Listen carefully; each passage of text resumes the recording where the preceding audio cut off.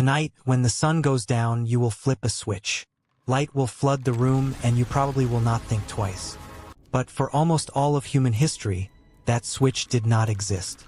Darkness arrived whether people liked it or not. When the sun set, the world got dim. Fire was useful, but it was not the same as daylight. That mattered because your body was built around that pattern. Bright days, dark nights, repeated again and again. Then modern light changed the deal. A room could suddenly look like daytime at the wrong hour. Your eyes do not just see light. They send timing information deep into the brain. That brain clock helps decide when you should feel alert. It also helps decide when sleep should feel possible. So a lamp is not just a lamp. To your timing system, it can look like a miniature sun.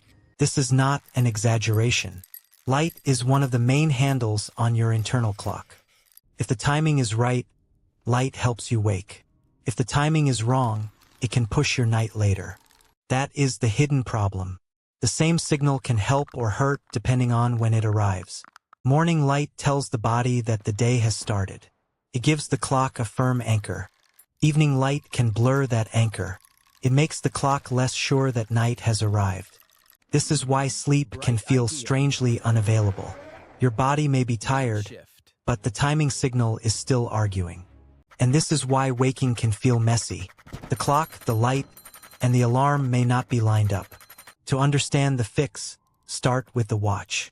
Not the one on your wrist, the one inside your biology. This is not an exaggeration.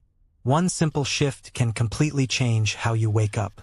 The problem is not only how long you sleep. It is also when you do it. Your body runs on timing. It has an internal watch that never fully stops. That watch is not just in your head. It influences your whole system. A master clock in your brain coordinates smaller clocks everywhere else.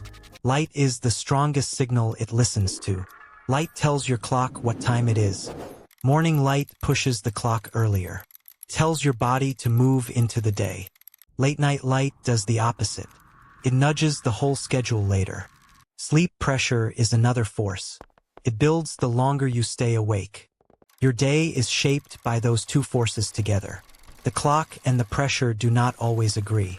That is why you can feel exhausted but still not fall asleep. The timing is wrong even when the tiredness is real. And it is why you can sleep enough and still wake up awful. Duration alone does not guarantee good timing. Think of this like a watch inside you. When it drifts, everything feels off. There is a zone where you feel awake. There is a zone where you feel asleep. And there is a messy middle where your brain and body do not match. That is the zone people get stuck in. In that middle zone, your eyes can be open while your mind still feels foggy. You are technically up, but not really online. Or your mind can feel wired while your body is begging for sleep. That mismatch is brutal. Melatonin is part of this picture. It is a darkness signal, not a knockout button. When the light gets low, melatonin rises. Your system starts preparing for sleep.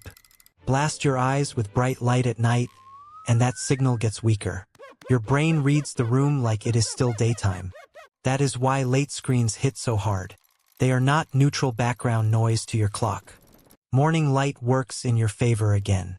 It helps shut down that night signal and raise alertness. Cortisol also follows a rhythm. You want that alerting wave to rise at the right time. Body temperature follows a daily curve too. You are not the same system at every hour. When temperature is near its nightly low, sleep usually comes easier. The body is already leaning that way. As temperature rises toward morning, waking gets easier. Your body is moving toward action. Consistency trains all of these systems together. Repetition is what teaches the clock. Random timing does the opposite. It gives your body mixed instructions every night. This is why weekend sleep-ins can wreck weekday mornings. You create your own mini jet lag. On Monday, your clock may still think you are in a different time zone. The calendar changed faster than your biology. Stay up late enough and your body starts learning that later schedule. It adapts to what you repeat. Then sleeping late reinforces the delay. You wake up at a time that teaches the clock to stay behind. The strongest way to pull it back is morning light. That is the reset button people overlook. Outdoor light is much stronger than indoor light. Even a bright room is usually weak by comparison. That is why a short walk soon after waking can help so much. It anchors the day early.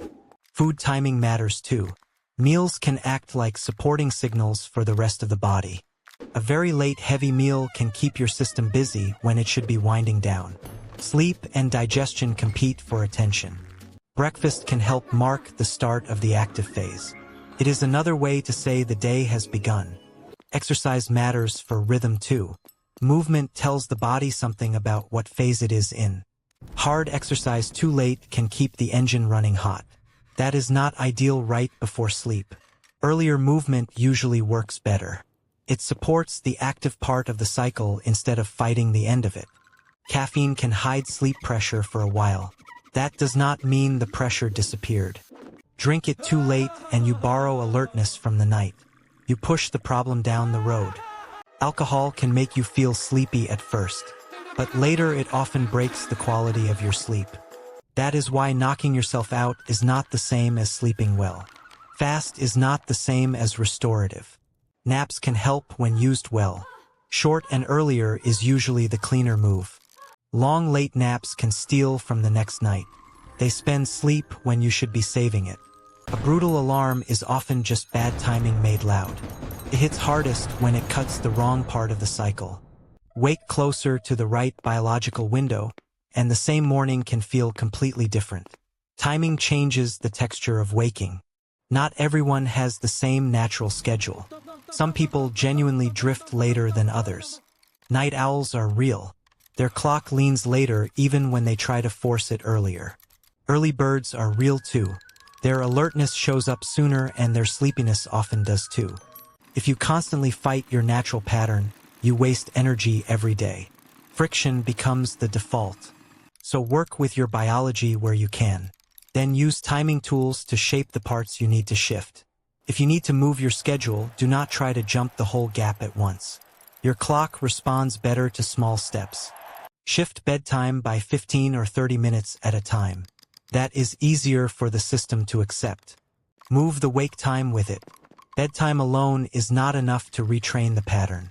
Then aim the light at the new target. Light is how you make the change stick. Keep the weekend close to the weekday if you want easier mornings. Big swings cost you later. Your sleep environment matters because it shapes the signals around the clock. Darkness is part of the message. A cooler room usually helps too. Your body sleeps better when the environment supports the temperature drop. Bright bathroom lights at midnight still count.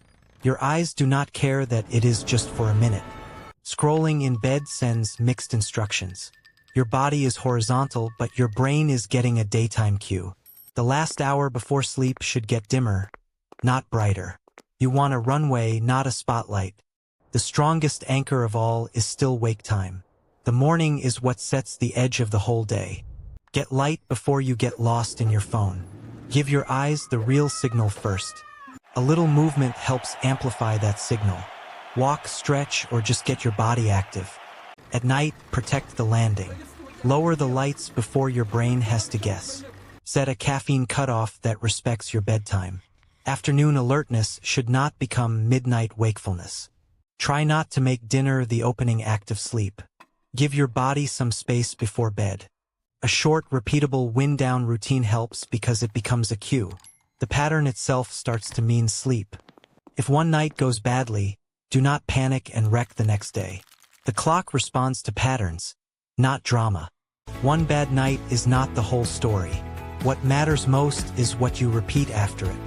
Your body clock keeps score over days. It learns from the rhythm you actually live. That is why small signals stack up. Morning light, meal timing, and wake time all add weight together. Give your mornings more light and your nights less light. That one rule solves more than people expect. Keep your meals regular. Keep your movement regular. Keep your wake time regular. When those cues line up, the gray middle zone starts shrinking. You spend less time half awake. And that is when waking up starts to feel cleaner. Not easy every day, but far less chaotic. The point is not perfection. The point is giving your internal watch the right signals often enough to trust them.